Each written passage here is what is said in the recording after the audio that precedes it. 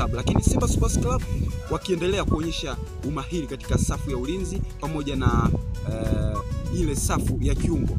Hii inathibitika baada ya kutoruhusu bao mpaka sasa katika ligi soka Tanzania bara. Huu ni miongoni mwa mchezo mgumu kwa siku ya leo. Namungo Football Club wakiwa na nyota ambao wanajua kucheza vizuri, hususan wale wings. Hapa hauwezi kuizungumzia ama hauwezi kuacha kuzungumzia ule ubora ambao wameendelea kuonyesha watu kama Herbert Charles Lukindo, lakini pia watu kama Hashim Manyanya na wengine wengi. Lakini kwa Simba Sports Club, Jean Charles Ahoua ambaye tunaweza tukasema ndiye most valuable player kwa siku za hivi karibuni kwa upande wa Simba Sports Club. Lakini pia kuna ile namna ambapo unaweza kuiona ile safu ya ushambuliaji kwa upande wa Simba imeendelea kufanya vizuri. Kufunga mabao matatu kwa mchezo mmoja si jambo jepesi.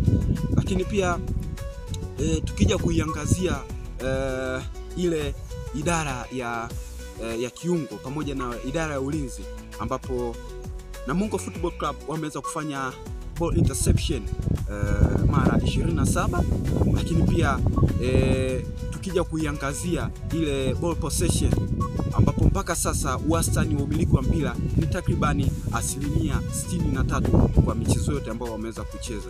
Hii inaashiria ubora katika safu ya kiungo pamoja na safu ya ulinzi kwa upande wa Namungo Football Club. Usisahau kusubscribe katika channel yetu ya Yusko Online TV.